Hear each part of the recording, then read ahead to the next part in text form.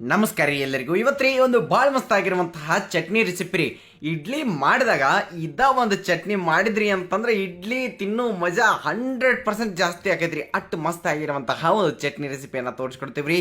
ಹೆಂಗಂತ ನೋಡಿದ್ರೆ ಅದಕ್ಕಿಂತ ಮೊದಲು ನಮ್ಮ ಚಾನಲನ್ನು ಸಬ್ಸ್ಕ್ರೈಬ್ ಮಾಡಿರಲಿಲ್ಲ ಅಂತಂದ್ರೆ ತಪ್ಪಲಾರ್ದ ಸಬ್ಸ್ಕ್ರೈಬ್ ಮಾಡಿ ಬಾಜು ಬರೋ ಗಂಟೆ ಮೇಲೂ ಒತ್ತಿ ಬಿಡ್ರಿ. ನೋಡಿ ಏನು ಮಾಡಿದ್ರಿ, ಒಂದು ಪಾನ್ಯಾಗ ಸ್ವಲ್ಪ ಎಣ್ಣೆ ಕಾಯಕ ಇಡ್ರಿ. ಎಣ್ಣೆ ಕಾದಾದ್ಮೇಲೆ ಅದಕ್ಕೆ ಒಂದಿಟ್ಟು ಜೀರಿಗೆಯನ್ನು ಹಾಕೊಂಡ್ರಿ. ಒಂದು ಅರ್ಧ ಟೀ ಸ್ಪೂನ್ ಅಷ್ಟೇ ಹಾಕ್ರಿ.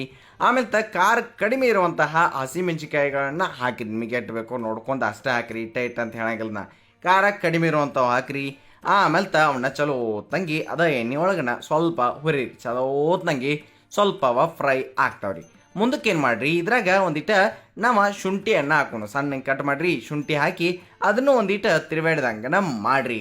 ಮುಂದಕ್ಕೆ ಇದ್ರೊಳಗೆ ನಾವು ತೊಗೊಂಡು ಬಂದ ಒಂದು ಅರ್ಧ ಕಪ್ಪಷ್ಟು ಹುರಿದಿರುವಂತಹ ಶೇಂಗಾ ಗೊತ್ತಾತ್ರಲ್ಲ, ಅರ್ಧ ಕಪ್ಪಷ್ಟು ಶೇಂಗಾ, 1/3 ಕಪ್ಪಷ್ಟು ಪುಟಾಣಿ ಅಥವಾ ಹುರುಗಡ್ಲೆಯನ್ನು ತೊಗೊಂಡು ಬಂದು ಹಾಕಿ ಅದನ್ನು ಆ ಕಡೆಯಿಂದ ಈ ಕಡೆಯಿಂದ ಆ ಕಡೆ ಮಾಡ್ಕೊಂತ ಇರ್ರಿ. ತಿಳಿತಿರಲ್ಲ, ಇಷ್ಟು ಮಾಡಿ ಗ್ಯಾಸನ್ನು ಆಫ್ ಮಾಡಿ ಬಿಡ್ರಿ. ನೀವು ಮುಂದಕ್ಕೆ ಏನು ಮಾಡೋಣಪ್ಪ ಅಂತಂದ್ರೆ ನಾವು ಒಂದು ಮಿಕ್ಸರ್ ಜಾರ್ದಾಗ್ರಿ 1 ಕಪ್ ಸಮೀಪ್ ನಾವಿಲ್ಲಿ ತೆಂಗಿನಕಾಯಿನ ಮ್ಯಾಗಿನ ಸಿಪ್ಪೆ ತೆಗೆದ ಸಣ್ಣ ಕಟ್ ಮಾಡಿ ತೊಗೊಂಡಿದ್ದೆವು. ನೀವು ಕಾಯಿ ತುರಿ ಹಾಕಿದ್ರೂ ನಡೀತೈತಿ, ಎರಡರಾಗ ಒಂದು ಹಾಕ್ರಿ.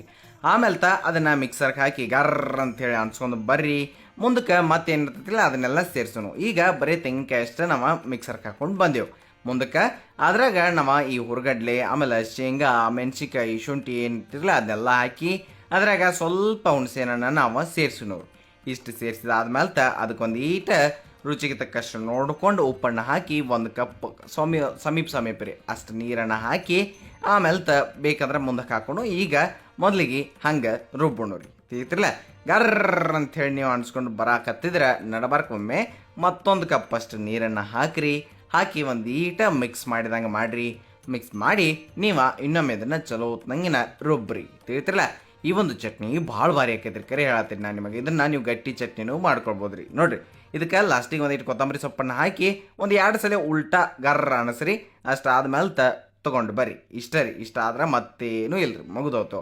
ಇದನ್ನು ನೀವು ಗಟ್ಟಿ ಚಟ್ನಿ ತೆಗೆದಿಟ್ಕೊಳ್ಬೋದು ರೀ. ನಿಮಗೆ ಹೆಂಗೆ ಬೇಕೋ ನೋಡ್ಕೊರಿ. ಈಗ ನಾವು ಅರ್ಧ ತೆಗೆದಿಟ್ಕೊಂಡೆ ಮತ್ತು ತಿಳಿ ಚಟ್ನಿ ಇಡ್ಲಿಗೆ ಅಂತೇಳಿ ಮಾಡ್ಕೋತೀವಿ. ಇಡ್ಲಿಗೆ ಮಾಡ್ಕೊಳ್ಳೋವಾಗ ಸ್ವಲ್ಪ ಅದಕ್ಕೆ ನಿಮಗೆ ಎಷ್ಟು ಬೇಕೋ ನೋಡ್ಕೊಂಡೆ ಅಷ್ಟು ನೀರನ್ನು ಹಾಕಿ ಚಲೋ ತಂಗಿ ಅದನ್ನು ಮಿಕ್ಸ್ ಕೊಡ್ಬೇಕ್ರಿ. ಕನ್ಸಿಸ್ಟೆನ್ಸಿ ಮೇಂಟೈನ್ ಮಾಡ್ಕೊರಿ. ಭಾಳ ಮಸ್ತಾಗಿ ರೆಡಿ ಆಕತ್ತೆ. ಇದಕ್ಕೊಂದು ಒಗ್ಗರಣೆ ಅಂಥೇಳಿ ಸ್ವಲ್ಪ ಎಣ್ಣೆ ಕಾದಾದ್ಮೇಲೆ ಅದ್ರಾಗ ಸಾಸಿವೆನ ಹಾಕಿ, ಸಾಸಿವೆ ಆದ್ಮೇಲೆ ಒಣ ಮೆಣಸಿನ್ಕಾಯಿಯನ್ನು ಎಷ್ಟು ಬೇಕು ನೋಡ್ಕೊಂಡು ಅಷ್ಟು ಹಾಕಿ ಆಮೇಲೆ ಅದ್ರಾಗ ಒಂದಿಟ್ಟು ಹಿಂಗನ್ನು ನಾವು ಸೇರಿಸೋದು ಮರ್ಯಾಕೆ ಹೋಗಬಾರ್ದ್ರಿ. ಆಮೇಲೆ ಕರಿಬೇವಣ್ಣ ಹಾಕೋದು. ಇಷ್ಟನ್ನೆಲ್ಲ ತೊಗೊಂಡು ಬಂದು ನೀವು ಈ ಚಟ್ನಿಗೆ ಏನು ಕೊಡತ್ತಿರ್ತಿಲ್ಲ ಒಗ್ಗರಣೆ ಅದ್ರಾಗ ಹಾಕಿಬಿಡ್ರಿ, ಮುಗಿತ್ರಿ. ಇಷ್ಟು ಮಾಡಿ ಮಿಕ್ಸ್ ಮಾಡಿರಿ. ಭಾಳ ಮಸ್ತಾಗಿರುವಂತಹ ಇಡ್ಲಿಗೆ ಬೇಕಾಗುವಂತಹ 100% ಭಾಳ ಮಸ್ತಾಗಿರುವಂತಹ ಚಟ್ನಿ.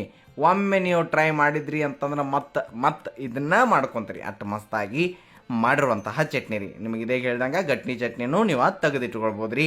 ಆಮೇಲೆ ಈ ಚಟ್ನಿ ಇಡ್ಲಿ ಜೊತೆ ನೀವು ಎಂಜಾಯ್ ಮಾಡ್ಕೊಳ್ಬೋದು ರೀ. ಹಂಗಾದ್ರೆ ಈ ಒಂದು ಚಟ್ನಿ ಇಷ್ಟ ಆಗಿದ್ರೆ ತಪ್ಪಲಾರ್ದ ಮೊದಲಿಗೆ ಇದನ್ನು ಯಾವಾಗ ಇಡ್ಲಿ ಮಾಡ್ತಿರೋ ಅವಾಗ ಟ್ರೈ ಮಾಡಿರಿ.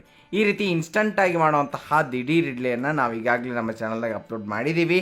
ನೀವು ನೋಡಿಲ್ಲ ಅಂತಂದ್ರೆ ನೋಡಿ ಬರ್ರಿ ಅಂತ ಹೇಳ್ತಾ ನೆನಪಿರಲಿ, ಇದು ಸವಿರುಚಿಯ ಸೊಬಗು ಅನ್ನದಾತ ಸುಖೀಭವ. ಧನ್ಯವಾದಗಳು, ನಮಸ್ಕಾರ.